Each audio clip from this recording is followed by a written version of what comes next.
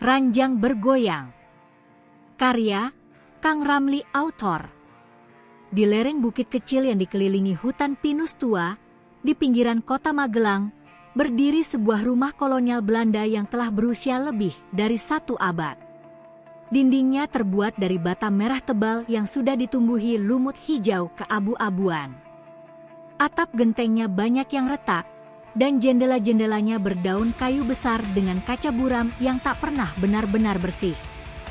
Rumah itu milik keluarga Mira sejak zaman nenek buyutnya, tetapi baru 6 bulan lalu Mira memutuskan pindah ke sana sendirian. Mira berusia 34 tahun, ia baru saja bercerai dari suaminya yang ternyata berselingkuh selama bertahun-tahun. Ia membutuhkan tempat untuk menyembuhkan luka, jauh dari teman-teman yang terus bertanya dan kota yang penuh kenangan pahit. Rumah warisan neneknya yang meninggal 5 tahun lalu, terasa sempurna, sunyi, terpencil, dan penuh aroma kayu jati serta bau tanah basah setelah hujan. Kamar tidur utama di lantai 2 adalah ruangan terluas.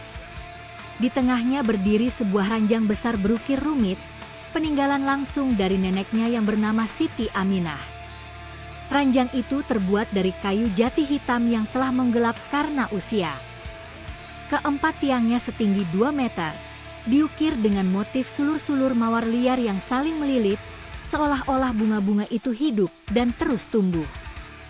Kepala dan kaki ranjangnya melengkung anggun dengan ukiran burung garuda kecil di kedua ujungnya. Kasurnya tebal dan empuk, masih dilapisi spray katun putih yang sudah Mira ganti baru.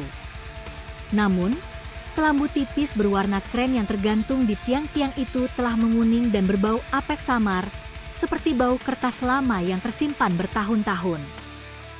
Malam pertama, Mira tidur sangat nyenyak, tubuhnya kelelahan, karena seharian ia mengepel lantai kayu yang berderit dan membersihkan debu tebal membuatnya tidak menyadari apapun. Namun, pada malam kedua, tepat pukul 2.17 menurut jam di ponselnya, ia terbangun karena sensasi aneh. Ranjangnya tiba-tiba bergoyang sendiri, bukan gempa, tapi ranjang yang bergerak sendiri. Goyangannya pelan, tetapi ritmis, seperti ada seseorang yang berbaring di sampingnya dan menggeliat perlahan, atau seperti kapal kecil yang terayun oleh ombak samudra yang tenang. Naik turun, disertai derit kayu tua yang samar, seperti suara sendi yang telah tua berusaha bergerak. Mira membuka mata lebar-lebar, jantungnya langsung berdegup kencang. Ia menyalakan lampu tidur berwarna kuning temaram di meja samping. Cahaya menerangi ruangan, lemari kayu besar di sudut, cermin oval berbingkai emas yang sudah berkarat, serta lantai kayu mengilap yang memantulkan bayangan samar. Goyangannya berhenti seketika, tidak ada angin, bahkan jendela tertutup rapat oleh gorden tebal berwarna biru tua. Kelambu tidak bergerak sama sekali. Mira menarik napas panjang, mengusap wajahnya yang basah oleh keringat dingin. Mungkin ini hanya mimpi, gumamnya kepada diri sendiri. Ia mematikan lampu dan kembali tidur, tetapi kali ini dengan perasaan gelisah dan penasaran. Pada malam ketiga, kejadian itu terulang lagi. Kali ini lebih jelas. Goyangannya lebih kuat, ranjang itu benar-benar bergoyang hingga kasur bergeser sedikit dari posisinya. Mira terbangun, tetapi kali ini ia mendengar suara lain, napas pelan dan teratur, seperti orang tua yang sedang tertidur lelap tepat di samping kirinya. Ia meraba ke kanan dengan tangan gemetar.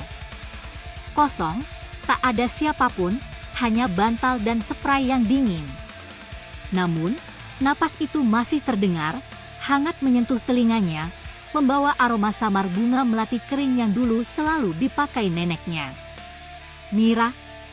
Suara itu datang, bisikan halus perempuan tua, serak tetapi lembut. Mira, sayangku. Mira menjerit kecil, meloncat dari ranjang, lalu menyalakan saklar utama. Lampu plafon menyala terang. Ruangan kosong. Ia berlutut dan memeriksa bawah ranjang dengan senter ponsel.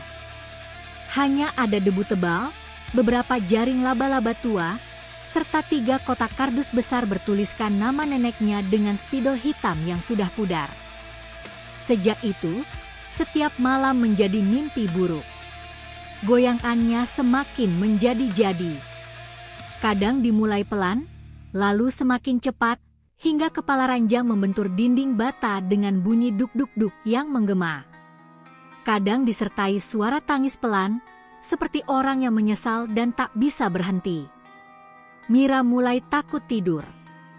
Ia meminum obat tidur, memasang lampu tidur yang selalu menyala, bahkan memutar musik klasik pelan dari ponselnya, tetapi tak ada yang bisa menghentikan goyangan itu.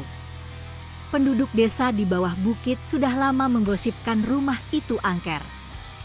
Konon, Nenek Siti Aminah tidak meninggal karena sakit tua seperti yang tertulis dalam akta kematian.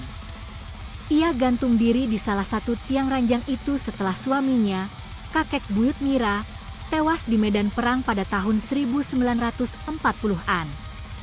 Namun, rumor lain mengatakan bahwa kakek itu tidak benar-benar mati di medan perang.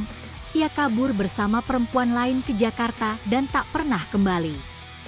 Neneknya menunggu bertahun-tahun hingga akhirnya putus asa.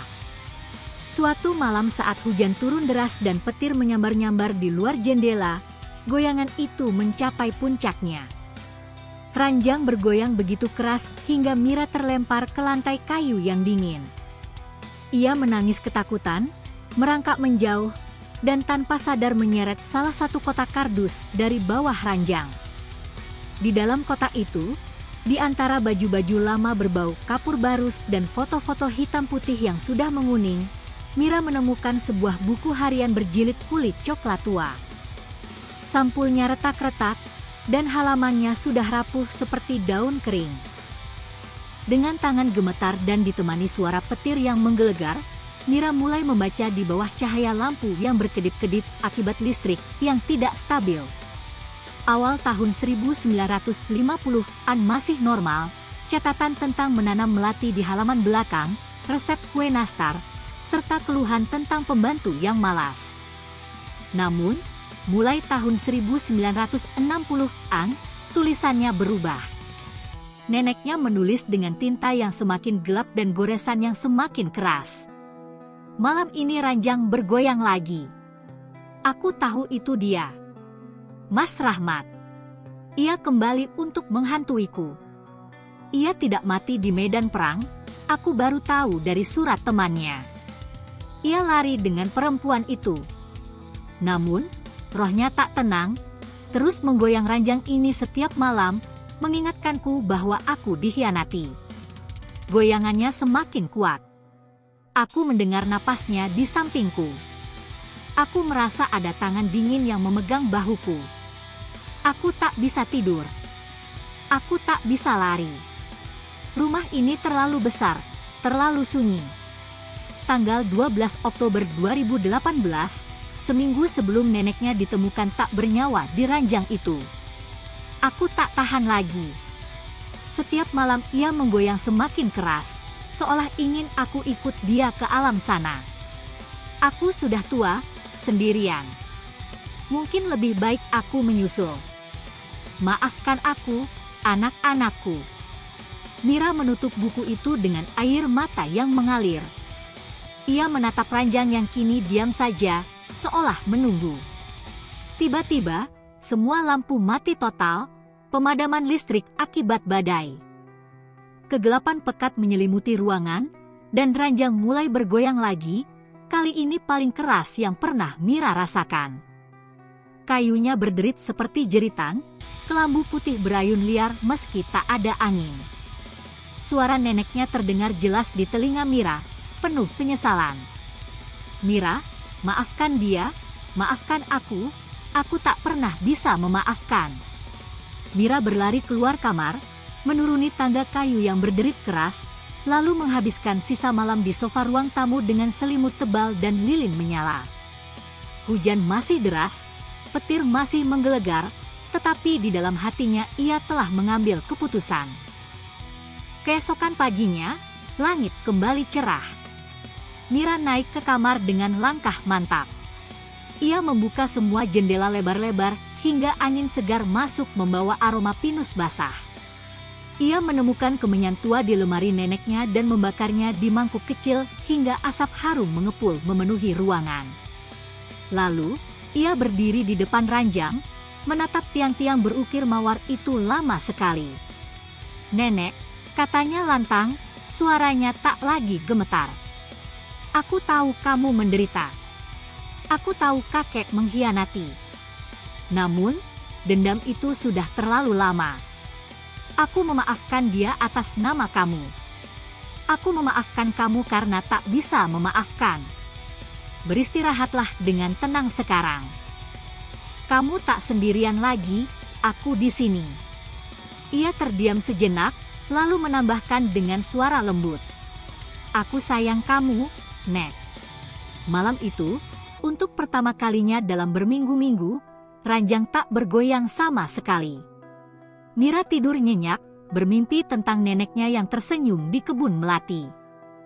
Pagi harinya, saat ia membuka buku harian untuk menyimpannya kembali, ia menemukan halaman baru yang kemarin kosong kini telah bertulisan. Tinta biru tua, tulisan tangan neneknya yang rapi kembali. "Terima kasih, cucuku tersayang. Akhirnya aku bisa tidur tenang. Ranjang ini sekarang milikmu sepenuhnya." Sejak hari itu, rumah tua di lereng bukit itu benar-benar sunyi. Namun, terkadang, saat angin malam berhembus pelan melewati kelambu yang kini telah Mira cuci bersih hingga kembali putih, ia merasakan kehangatan lembut di sisi ranjang, seperti pelukan seorang nenek yang akhirnya menemukan kedamaian abadi. Tamat.